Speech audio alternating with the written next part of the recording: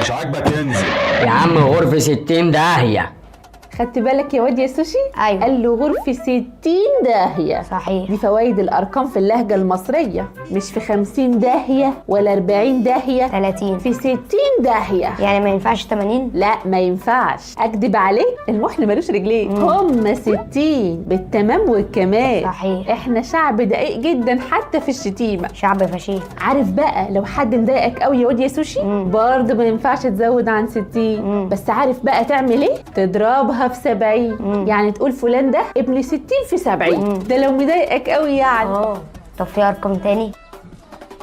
لا.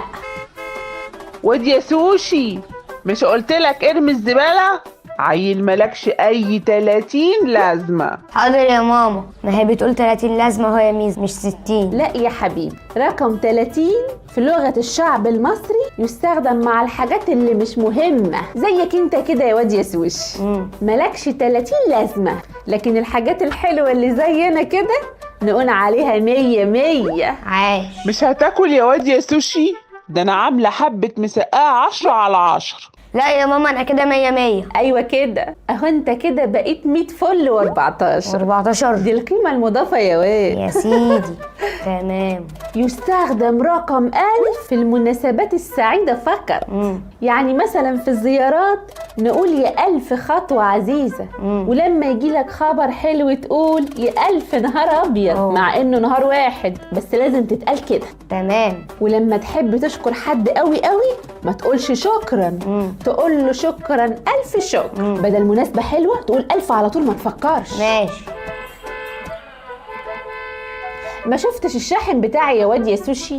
كان فوق الشفونيرة. فوق الشفونيرة؟ ده انا دخت عليه 7 دخات. 7 دخات. ايوه، يستخدم رقم 7 في الحاجات اللي بتدوخ، اللي فيها سطلات او في النوم. يعني مثلا تقول فلان راح في 7 نومة، على اساس انه لو في 6 نومة كان قام عادي.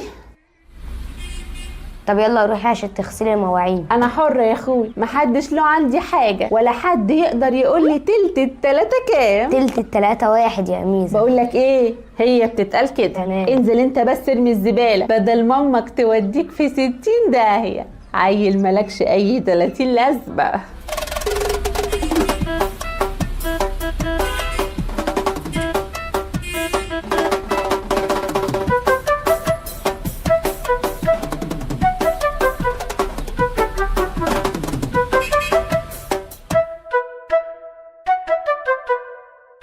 Thank you.